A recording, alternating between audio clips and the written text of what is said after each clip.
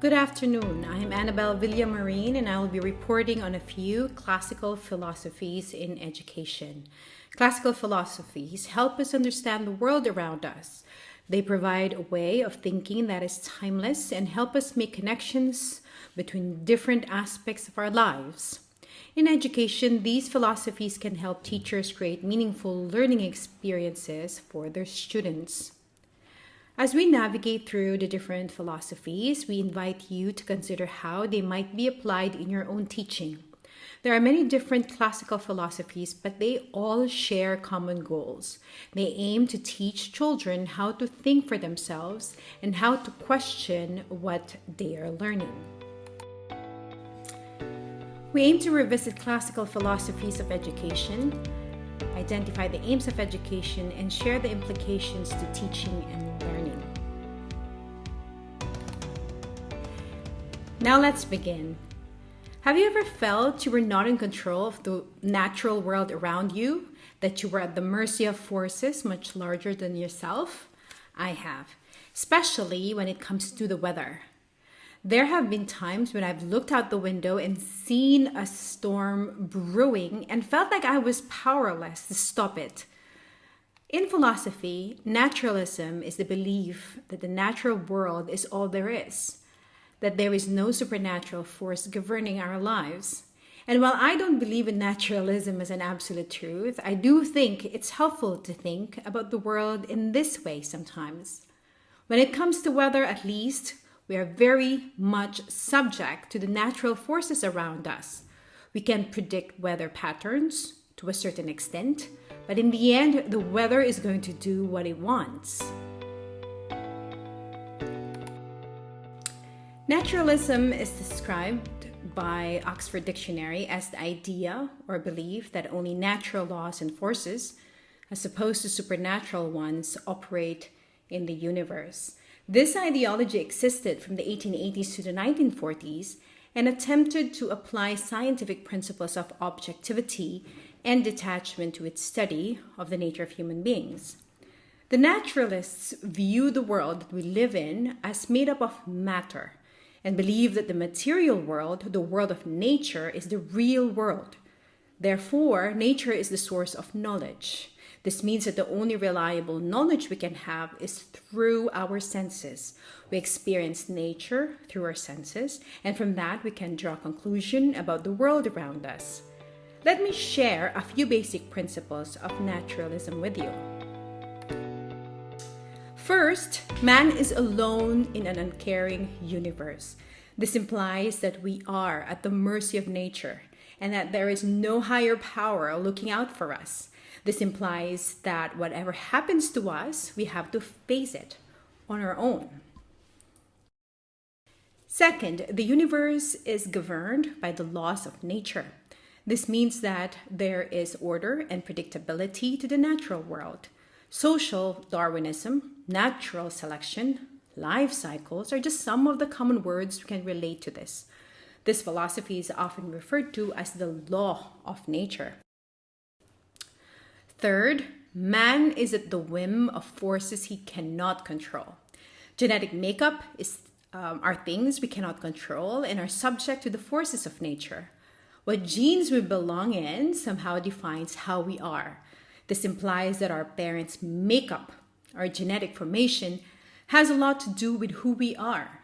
Genetic code, heredity, determinism are just some of the cornerstones of this. And finally, human beings are animals and their behavior is determined by their biology and environment. This means that our actions are the result of forces outside of our control, such as heredity and the environment. These principles aren't universally accepted, but they provide a basic framework for understanding naturalism. Émile Zola, Jean-Jacques Rousseau, and John Dewey are just some of the most famous philosophers associated with naturalism. Émile Zola is considered the father of naturalism. He was a French novelist and critic who believed that literature should be based on reality and that it should reflect the everyday lives of common people. Jean-Jacques Rousseau was a Swiss philosopher who was an important figure in the development of naturalism. He believed that humans are naturally good and that society corrupts them. He's most famous for his book, The Social Contract. He believed that humans are born good, but society makes them bad. He stated that best learning comes from dealing with natural objects. John Dewey was an American philosopher who was a major proponent of naturalism in education. He believed that the school should be an environment where students could experience and investigate things for themselves, and that learning should be active rather than passive. John Dewey believed that knowledge is a result of our interactions with the world. He called this process instrumentalist. These are just a few of the many philosophers who have been associated with naturalism. There are many different schools of thought within naturalism, and each philosopher has their own unique perspective on the world. But they all share a common belief in the power of nature and the importance of investigating the world around us. There are, however, some criticisms of naturalism. Critics of naturalism argue that it is a cold, heartless view of the world. They claim that it reduces humans to animals and denies them their free will. Critics also argue that naturalism does not take into account the spiritual side of human nature. These are just some of the criticisms that have been leveled against naturalism. Each philosopher has their own response to these criticisms, and there is no one answer that is universally accepted. But overall, naturalism remains a powerful philosophical movement that has had a significant impact on learning. Naturalism has a lot of implications for learning. First, naturalists believe that the only reliable source of knowledge is through our senses. This means that we have to experience things firsthand in order to understand them. We can't rely on other people's descriptions or interpretations alone. We have to see and feel things for ourselves. Second, naturalists believe in the power of experience. This means that learning should be active rather than passive. Students should not just listen to lectures and read textbooks. They should be out exploring, investigating, and questioning the world around them. Third, naturalism emphasizes the importance of the environment in learning. The school should be an environment where students can experience and investigate things. The classroom should be a place where students are encouraged to think for themselves. Fourth, naturalism rejects the idea of innate knowledge. This means that we don't come into the world with predetermined ideas or knowledge. This has important implications for education because it means that the teacher is responsible for providing students with opportunities to learn. These are just a few of the many implications of naturalism on learning. There are countless ways that naturalism can influence how we approach teaching and learning, but at its core, naturalism is about investigating the world around us and understanding things through our own experiences. It's about embracing the power of nature and using it to learn and grow as individuals. The aims of education in a naturalist view are to encourage students to think for themselves, question the world around them, and learn through their own experiences. It aims to develop individuality in one's natural setting. It highlights self-expression, self-realization, and self-preservation. It also tries to develop a sense of community and cooperation. In the end, naturalism aims to equip the individual for the struggle of existence to ensure survival. Experiential learning is an engaged learning process where students learn by doing and by reflecting on their experiences. The play-based method is mostly activity-based or hands-on experience learning. Children step out of their home and into unfamiliar and familiar surroundings to learn among different people who include their peers and teachers. The Dalton method is a method of education by which pupils work at their own pace and receive individual help from the teachers when necessary.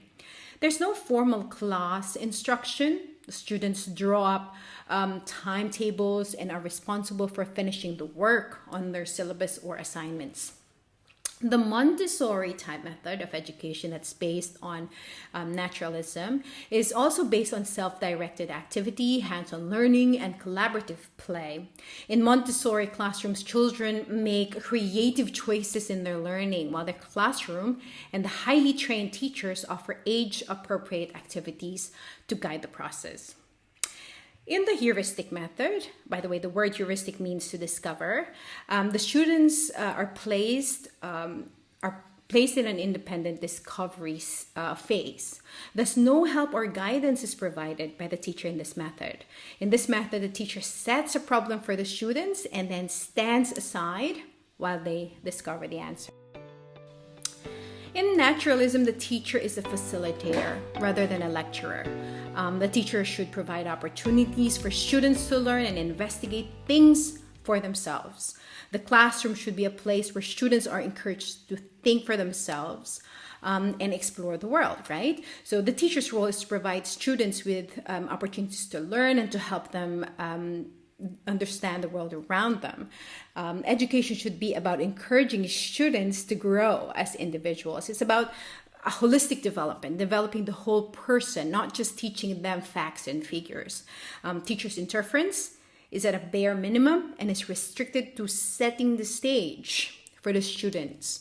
In a naturalist view of education, the teacher's role is, again, just a facilitator rather than a lecturer. When it comes to education, I think there are some valuable lessons we can learn from classical philosophies of naturalism. One is that the world is made up of matter and that we can only understand it through our senses. Another is that there is no universal morality. In education, this means that teachers should focus on providing students with opportunities to see, to touch, to smell, to hear, to taste things. This isn't to say that naturalism is without its problems. The biggest issue with this perspective is the lack of understanding of how humans interact with the world around them. But overall, I think it's helpful to remember that we are a part of nature and that the natural world is not something to be afraid of or controlled.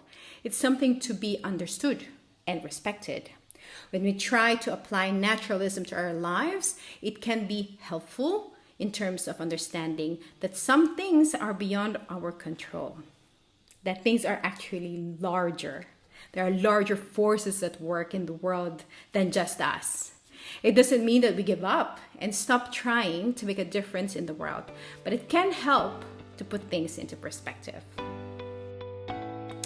Now we move on to realism. What's realism? Realism is the view that the world exists independently of our perceptions of it. In other words, the world is what it is, regardless of whether or not we are aware of it. Realists believe that knowledge comes from experience and observation rather than intuition or speculation. They hold that objects in the external world can be studied and understood through reason and empirical observation. Classical realism is the oldest form of realism that was developed in ancient Greece. It emphasizes objectivity of knowledge and the existence of universal truths that can be discovered through reason. The realistic belief is that the physical universe is operated by natural laws. Aristotle, a Greek philosopher, is generally recognized as the father of realism. In modern times, there has been a resurgence of interest in classical realism, especially among educators. The first basic principle of realism is realism accepts only the reality of the external world. This somehow extends to the philosophy of naturalism, but focuses much on the physical world. His Young Ladies of the Village, exhibited by Gustave Courbet at the Salon of 1852, violates conventional rules of scale and perspectives and challenges traditional class distinctions by underlining the close connection between the young women, and these are the artist's sister, who represented the emerging rural middle class, and the poor cowherd who accepts their charity. The second principle of realism is that senses are the gateway to learning. This principle is often tied in with empiricism, the philosophy that knowledge comes only from sense. Another principle is that man is a part of the material world, related to the first principle. This means that humans are physical beings who operate under material laws. Fourth, realism focuses attention on the importance of the present. This principle is about making the most of what is happening in the here and now, because that is all we can do off. And finally, regularity in the material world is defined. This principle states that there are natural laws that operate in the physical world and that humans can discover these through reason and empirical observation. There is a pattern, a sense of regularity in the material world, and knowledge can be organized around those predictable things. Some of the most famous philosophers of realism includes Aristotle, 384 to 322 BC, and Thomas Aquinas from 1225 to 1274. I've added Gustave Courbet here, as he is often associated with realism in the arts, and I have taken his artwork for this presentation to provide clarity and better understanding. Classical realism has been especially influential in the fields of education and philosophy. Many educators today are interested in its emphasis on objectivity and universality, as well as its focus on the present and the importance of experience. Realism is one of the most important movements in the history of philosophy, and its influence can be seen in many different areas of our life. Classical realism is seen as one of the oldest, most well-developed philosophies. It has a lot to offer educators who want to focus on teaching students about the real world around them. It emphasizes the importance of the present and the reality of the external world. It also stresses that knowledge comes from experience and observation rather than intuition or just speculation. Realism is a valuable tool for teaching students about the world in a factual way. Realism considers the child as a dynamic and growing entity ready to face reality of life. The implication of learning is that the child will be better equipped to face life and all its challenges as he or she grows. The child must have a strong sense of reality, good observation, and an understanding of natural laws, among others, to navigate through this complex world. Natural laws control the child. The implication of realism is that the child must come to grips with natural laws.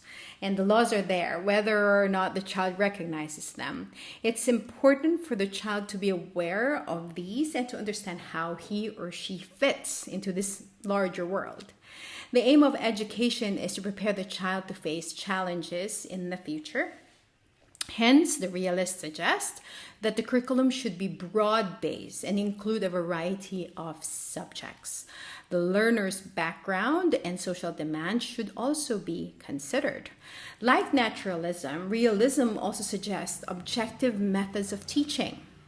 The educator should not impose his or her own views on the child, rather present the material in an unbiased way and allow the child to come to his or her own conclusion.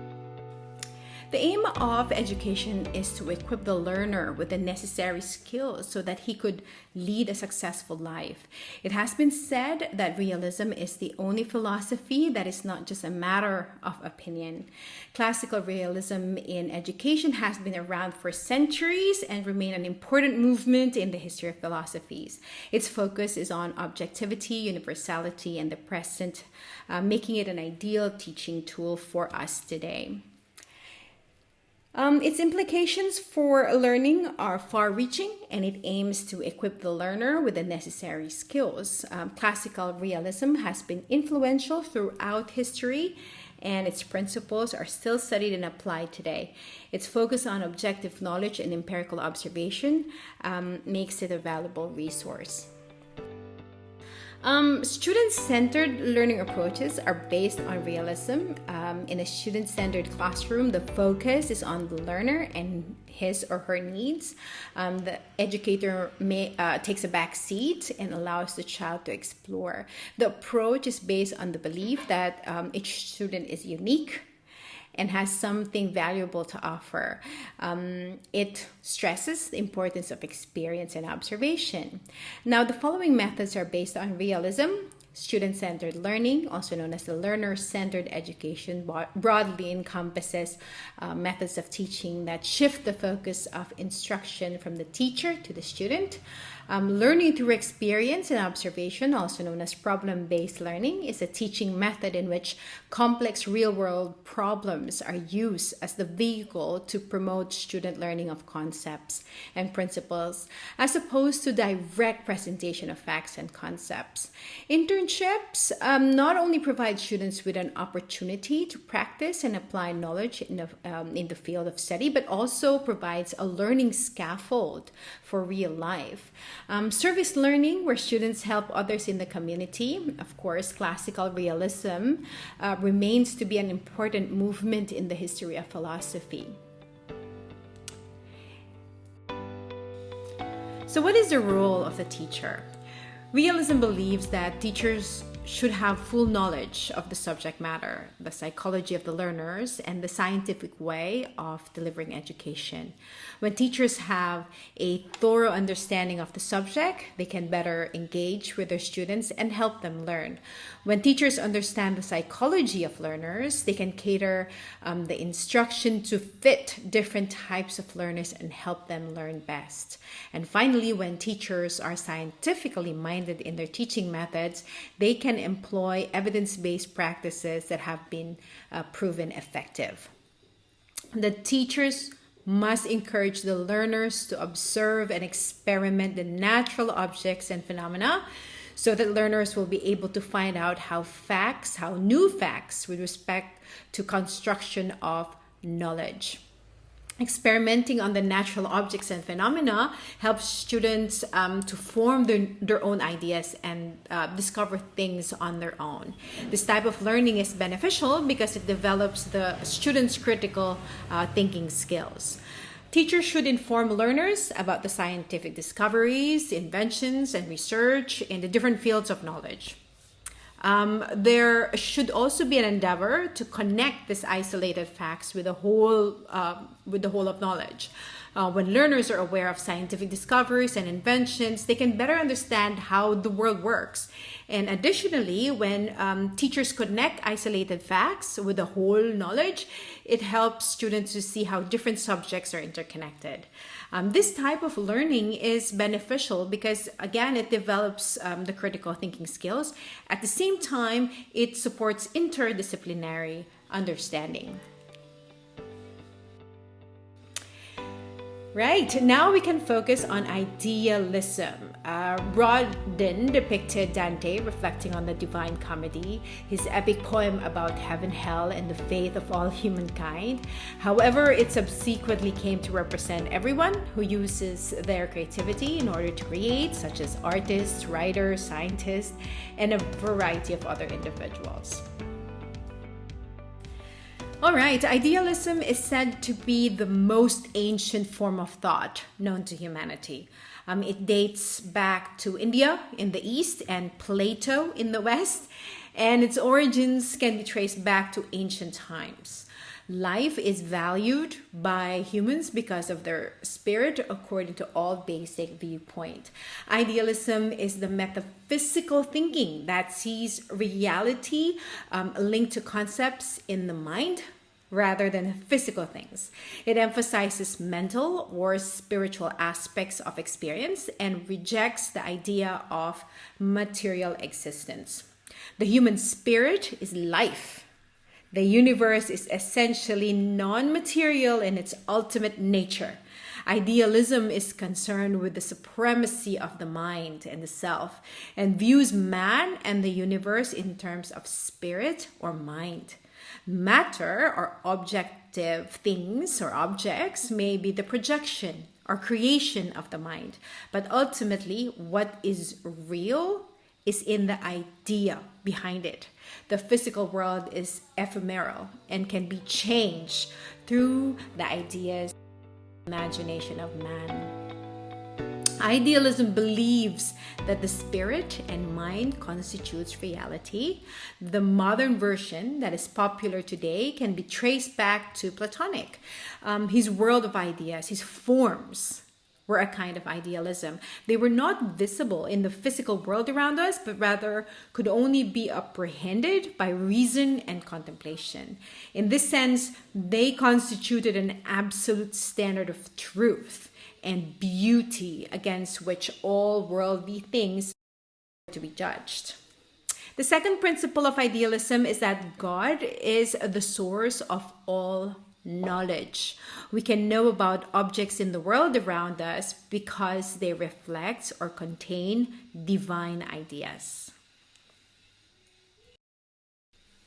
The third principle is that values are absolute and unchanging. This means that all that is good, all that is truly right and perfect, already exists in the divine realm. Thus, people should aim to imitate it here on earth. And finally, the fourth principle we wish to highlight today is that what is real is not the object, but the idea behind it. This means that anything is valuable only insofar as it represents the divine idea. This is the basic ideology behind idealism, and this will be our guide in understanding what idealism represents in education. In our experience, we can say that idealism usually works as the underpinning of the Platonic Christian tradition in education. This means that it focuses on differentiating between good and evil, and thus producing a clear distinction between right and wrong. Plato is the father of idealism, and he was influenced by Socrates and his thoughts of human life. Idealism is the metaphysical school of thought that places emphasis on mental or spiritual aspects of our existence. Both Socrates and Plato were concerned with the ultimate reality, which for Socrates consisted of immaterial, and eternal forms or ideas. For this reason, he believed that all observed reality was only an imperfect reflection of these higher realities. It seems like idealism can provide us with a better way to understand education in terms of why we seek knowledge. Plato was born into the aristocratic Athenian family around 428 BC. He was destined for a career in politics, but instead became a most unusual philosopher. His fame and influence spread throughout Greece and into surrounding countries in the ancient times. Even though idealism is mainly based on philosophy, it has had a great influence upon the world. Many of the greatest thinkers have been inspired by this form of thought. It's not just Plato, but also Aristotle, and many other fine minds followed the line of reasoning. As to Christianity, according to its basic viewpoint, God will guide us throughout our lives. And when we are in this world, God is the ultimate reality. One way to perceive reality is through idealism. This can be an important tool when it comes to understanding education, by using education to expand upon knowledge, there is a possibility that we can use its reasoning in order to understand what it means for something to be true and what it means for something to be real. Idealism considers students as an individual with inner potentials. Now, the role of the teacher is to help students discover their innate powers and abilities while fostering the learning process. Students act upon the world, thus, they are able to make changes happen in themselves and around them. Another point made by idealism has to do with the importance of the realization of one's potential. Idealism believes that humans are born good. They only need to discover their goodness. Furthermore, idealism believes that each individual has an innate sense of what is right and wrong based on God's standards.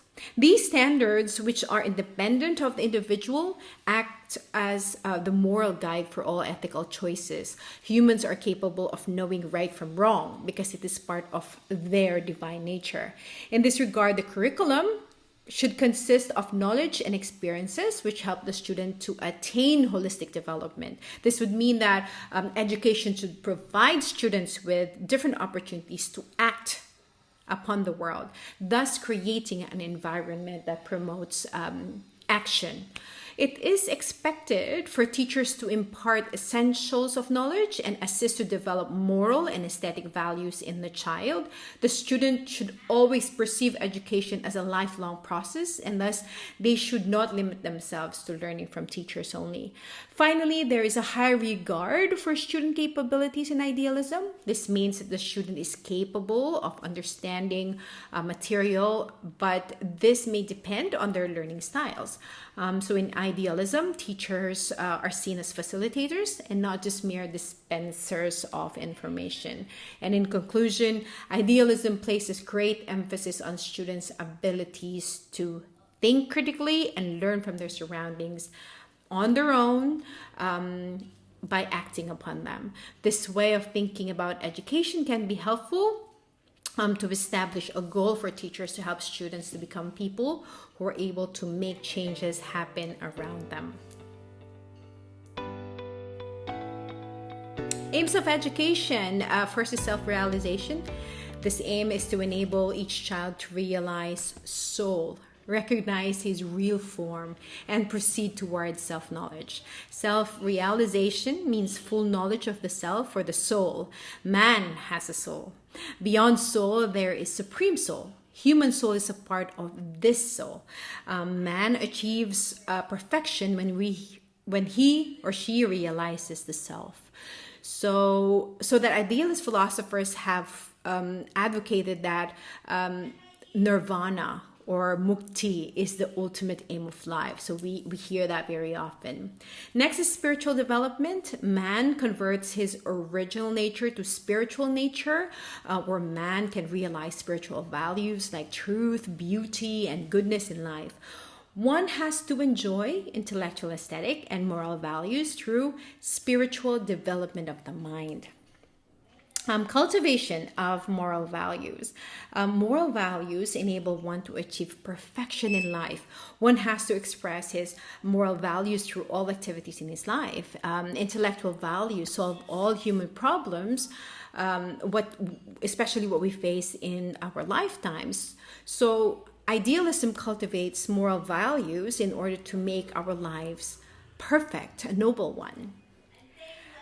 Conservation, promotion, and transmission of culture is also another aim of education for this. According to idealism aim of education, education should be related to preserve, promote, and transmit culture from time to time, person to person, place to place. Moral, intellectual, and aesthetic activities of man help in preserving, promoting, and transmitting culture from generation to generation. Cultural heritage of mankind should be preserved. In addition to this, spiritual and moral values not only contribute to human society by promoting culture, but also transmit the same to the oncoming generation. And finally, the development of the physical health. Idealist philosophers advocate that education should be religious, moral, intellectual, aesthetic, and physical. Emphasis should be given on physical health, sound health through spiritual values. Education should aim at developing the child into a complete man with full mental, intellectual, moral, and cultural uplift. So, sound health provides sound mind, where creative values are produced for the well-being of the human society. These are the common methods teachers use to impart idealism in education. Experiential learning has been a common denominator across all of them. And we know that it is a technique that allows students to understand what it is they are being taught because of the experience itself. This would mean that students will actually have to go out and do something in order for them to learn what it feels or looks like. Another important method of using an idealist frame of mind when it comes to education is encouraging students to explore their own personal interests. What better way for students to learn than following their passions, right? And finding out everything they can about them. There are always experiences that could help an individual understand what another person is thinking or feeling. Students could share their experiences with one another and help each other understand different contexts through the discussion method. Children also explore perspectives to continue to seek better understanding of their self, of their good self. For example, they imagine themselves in the place of another person to better understand the other person's feelings, to develop empathy. This is very important for social interaction. Learning in an idealist classroom promotes self-expression, creativity, and exploration. In the age of the internet, it's far better to use new technologies in order for students to really learn from their surroundings. A teacher could utilize a website with virtual tours of different places around the world, allowing the students to understand what different cultures are like by experiencing them firsthand. Though these are only common techniques that teachers use, it should be noted that there are more methods one can use in order to incorporate idealism into their teaching and learning practices. The most important thing is for students to be open to new experiences and knowledge and to continue to develop a better self. The aim is for the students to take what they learn in one context and apply it to another to make a better world. And this will allow them to think critically and empathize for the greater good. Therefore, it's a teacher's role to be an open-minded person who allows students to explore their own personal interests. This does not mean that teachers should give up control of the classroom, because idealist philosophy emphasizes critical thinking as well and exploration, which can only happen if students are encouraged to make mistakes even once in a while. Despite this, it is still the role of the teacher to stir their students in the right direction and encourage them even when they feel like giving up. Allowing for mistakes to happen once in a while giving students an opportunity to learn from those mistakes, as well as realize that it's okay to fail, because failure does not define who or what you could be. Teachers are expected to be good role models. They should live a moral way of life and be good at encouraging students to learn. The role of the teacher is to guide and help students in their own learning process by providing them with background knowledge, skills to help them learn, inspiration, and of course, motivation. Teachers should also be able to develop skills in order for students to generate and increase their knowledge. Idealists have high expectations of the teacher. They expect them to be more than just a teacher who lectures and provides knowledge. They also see teachers as mentors, guides, and even friends. Idealism has become quite popular in educational institutions such as schools and universities in the academic world, because teachers want students to learn about moral character development and getting along with others, while they delve into subjects of philosophies, ethics, and even politics. Teachers are valuable in the learning process as they provide a systematic and holistic approach to learning. And the role of the teacher in idealism allows for students to learn about themselves, once again, to just be good. Idealist educators want their students to be able to understand other people's experiences and develop empathy. But it may be difficult for teachers to adjust to an idealist classroom because it requires them to become more like mentors and friends than commanders. And teachers should always encourage and motivate students through positive feedback and input into the lesson plans that will better suit students' interests. I feel that exploring these philosophies made us understand more why learning perspectives exist. Before this, I would not have questioned the reason for having different learning perspectives or what makes them even valid to exist. I know that there are also other forms of learning philosophies, but these are just most of the prominent ones that we will share with you today. As you notice, the previous reporters resonated with these philosophies, and many enhancements came about as a result of research and a better understanding of how we learn. So throughout time, the previous reporters also showcased how these perspectives expanded our views on learning and the different approaches to it. In our group, we were able to discuss where these philosophies came about and how many more used it to develop better ways of knowing. Thank you for listening to me. We will now look at pragmatism, existentialism, and essentialism with my partner, Paul John.